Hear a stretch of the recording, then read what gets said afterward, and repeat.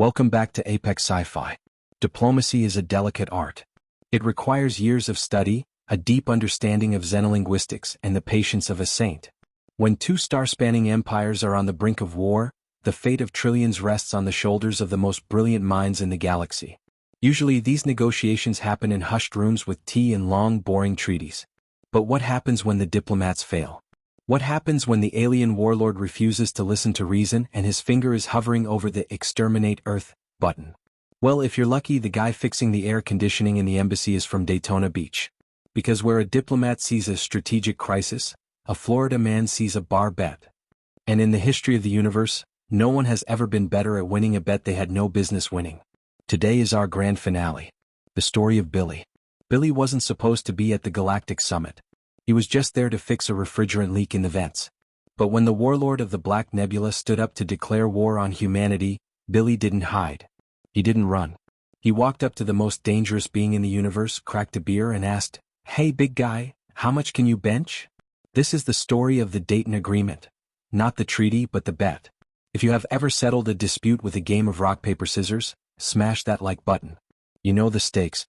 And if you want to see a four-armed alien conqueror lose his empire because he didn't understand leveraging your body weight, subscribe and ring the bell. Hold my beer. I got this. The atmosphere in the High Council chamber was thick with the scent of ozone and fear.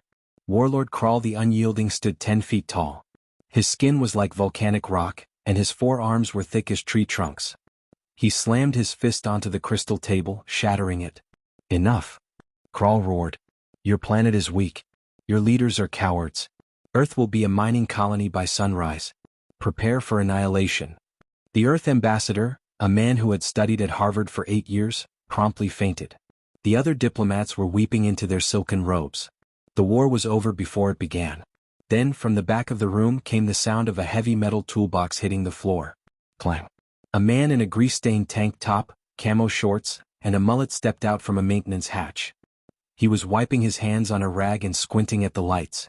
"Man, y'all are loud," Billy said, his Florida accent cutting through the tension like a chainsaw. "I'm trying to fix the compressor up there and all I hear is blah blah annihilation. You know how hard it is to focus with all that screaming?" Krall turned his massive head. "What is this, creature? Guards. Vaporize him." Whoa, big fella." Billy held up a hand. "Take it easy. I'm just a guy trying to do his job. But I gotta say, for a guy with 4 arms, you sure do talk a lot. Back home, the big talkers usually can't back it up." Krall leaned down, his glowing red eyes inches from Billy's face. "I have conquered 1,000 suns, tiny mammal. I could crush your skull with 2 fingers. Maybe," Billy shrugged, cracking a can of cheap beer he had in his pocket. "But can you win a fair fight?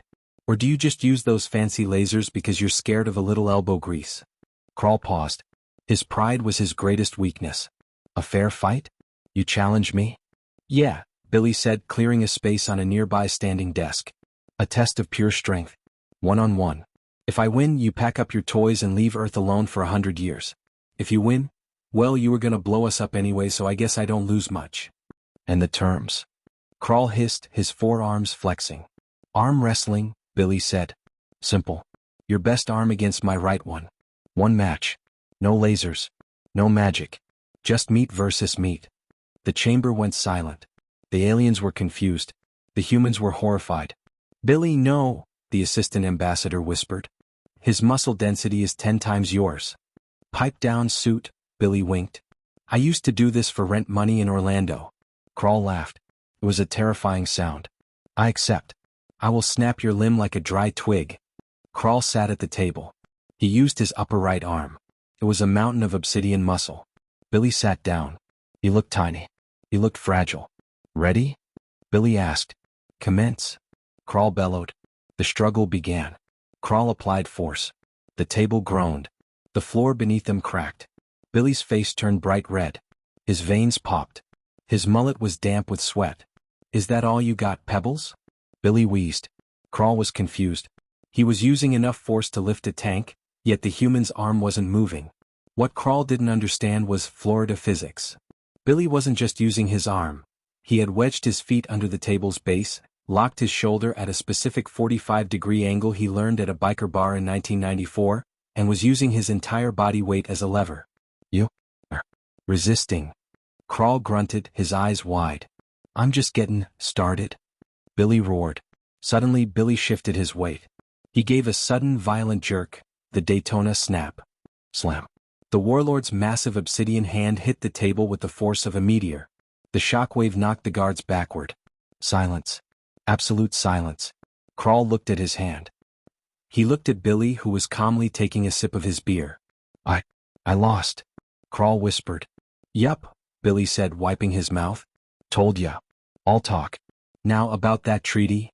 Krall stood up. He was a warrior of honor. He looked at his 4 arms, then at the single sweaty arm of the human. I have seen much in the galaxy, Krall said solemnly. But I have never seen such concentrated primal power. Your species is not weak. You are warrior philosophers who hide your strength in grease and bad haircuts. I respect this. Krall turned to his fleet. We depart. Earth is under the protection of the great Billy of Florida. To attack them is to attack the mullet of power. We leave. The alien ships vanished into warp speed. The human diplomats rushed to Billy, crying and cheering. Billy, you saved us. You're a hero. We'll give you a medal. We'll make you a senator. Billy just picked up his toolbox. Nah, I'm good, Billy said. Just make sure the check for the AC repair clears. And tell the ambassador to stop fainted on my rug.